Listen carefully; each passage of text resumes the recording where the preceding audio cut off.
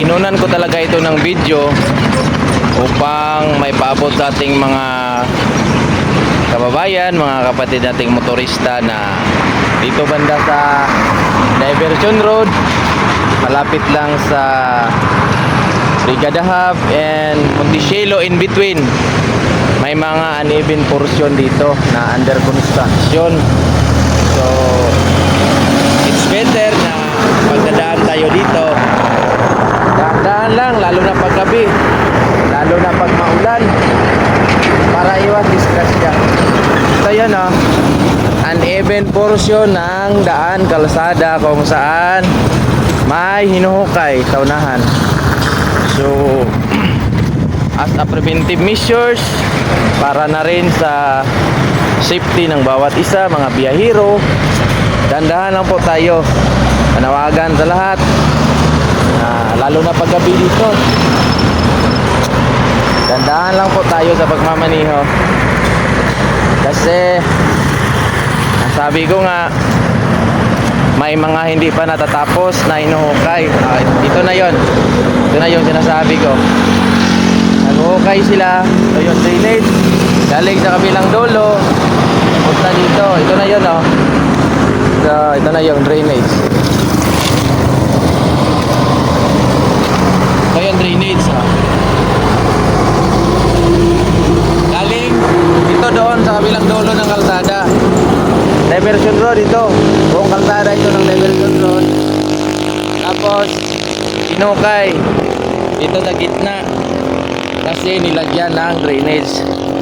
Try natin puntahan ang drainage kung makapunta ba tayo. Ano?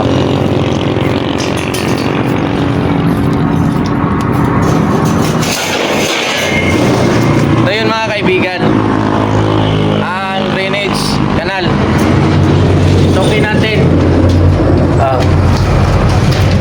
Kung ibabaw na ito, daan yan, kalsada yan. So binutas para ang mga pag umuulan may daanan, labasan ng tubig papunta sa kabilang dulo para hindi mag overflow doon sa taas. So ito na yun, ito na yung drainage. So balik tayo. Balik tayo sa agakyat. Labas na tayo. So, tingnan nyo. Diba? Kalsada yan. Kalsada yan. Daan na naman sa sasakyan. So, hiling ko lang sa ating mga kabayan, sa ating mga kapatid na nagmaniho.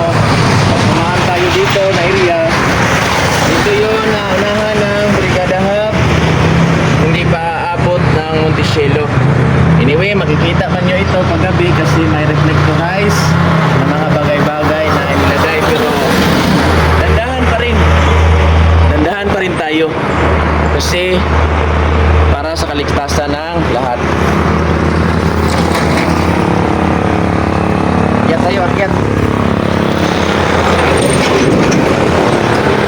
So, pabalik na tayo pag-akyat. So, ito yung drainage yan. Kaya dandahan lang po tayo para iwas disgrasya.